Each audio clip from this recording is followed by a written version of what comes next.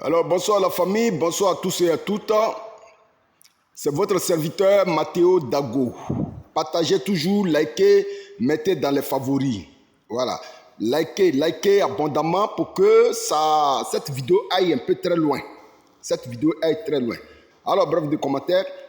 Alors, les amis, ce que je voudrais vous dire, je voudrais d'abord vous raconter une petite histoire. Une petite histoire. Et dans cette histoire, il s'agit d'un gros village. Un gros village qui avait 5 familles.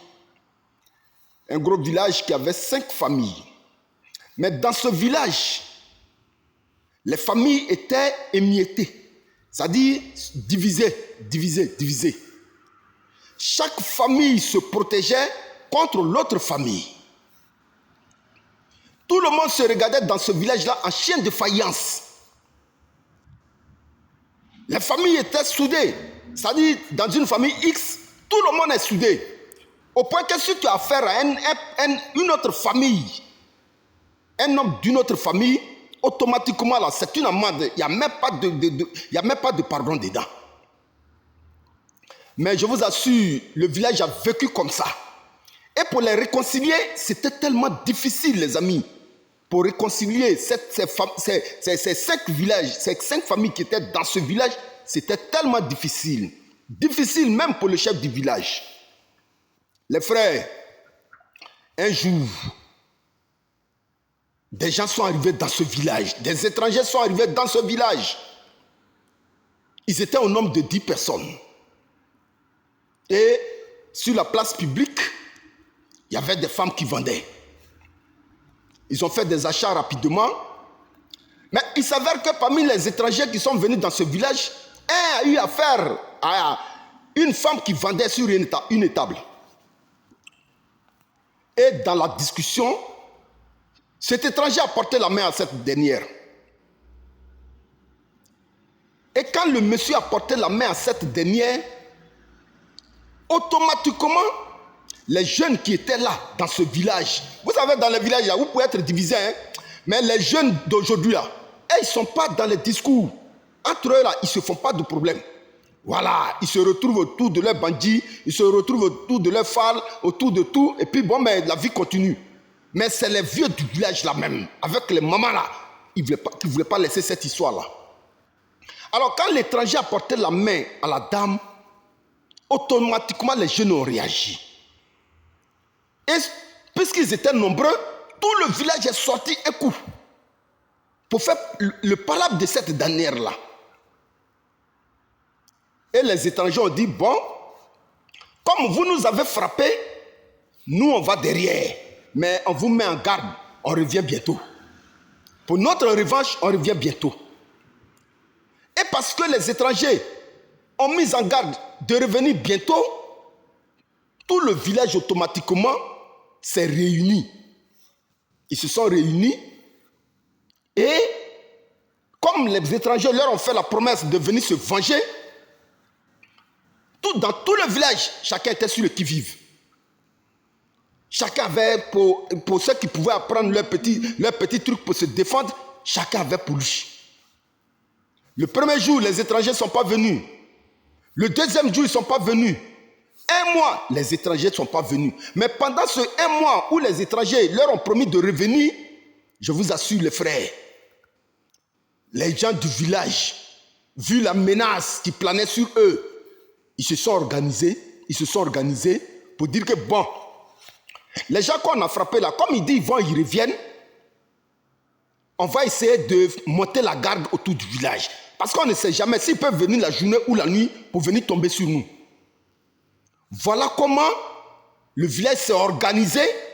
Les magas qui ne se parlent pas, hein, le village s'est organisé et chaque jour, chaque nuit du moins, les jeunes font la garde.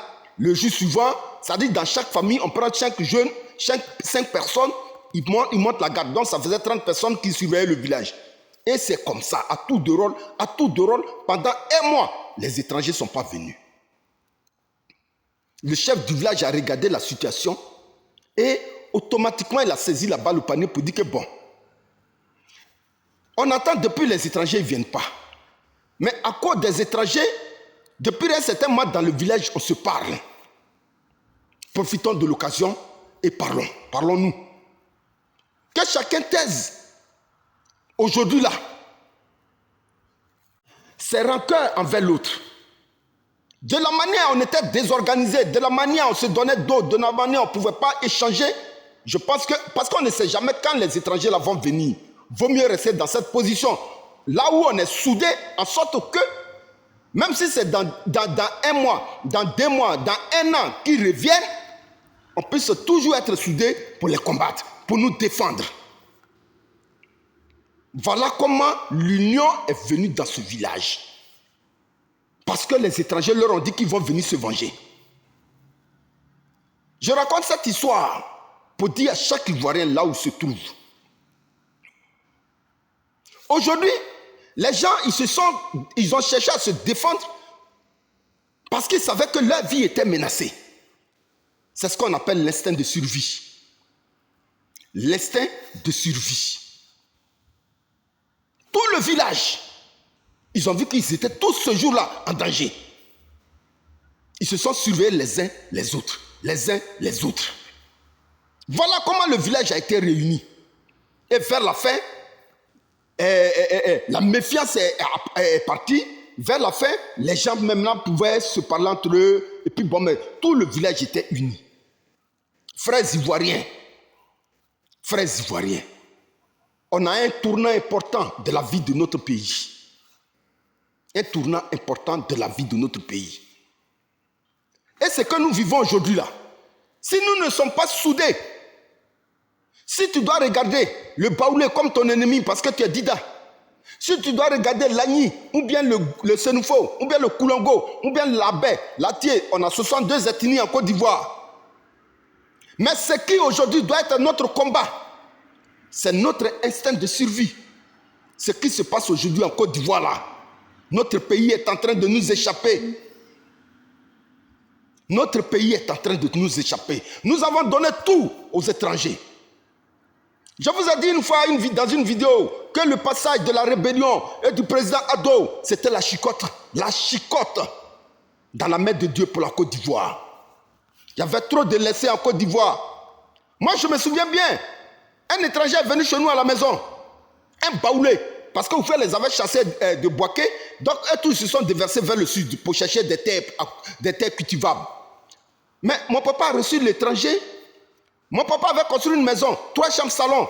Dans sa première chambre, il occupait cette chambre avec maman. L'autre chambre avec une tante était dedans. Nous, on dormait dans une chambre. Mais à cause de l'étranger, mon père était obligé de nous demander, nous ses enfants, de venir dormir au salon pour céder la place à l'étranger.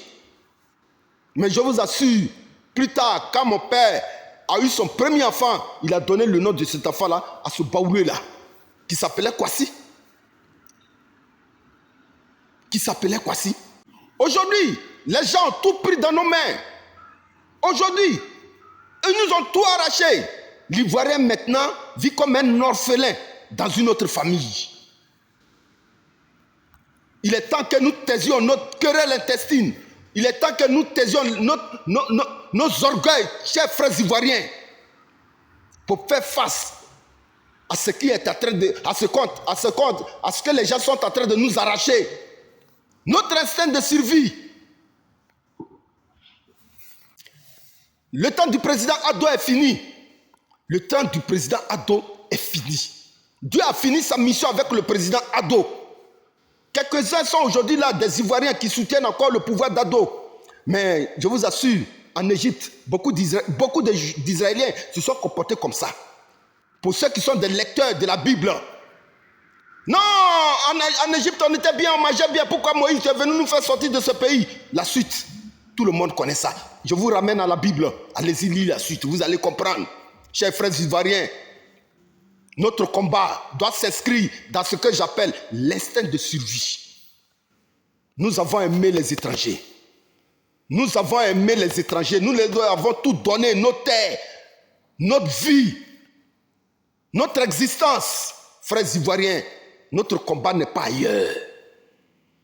Le combat, c'est que notre pays est en train de nous échapper. Réveillez-vous, frères ivoiriens. Réveillez-vous, frères ivoiriens.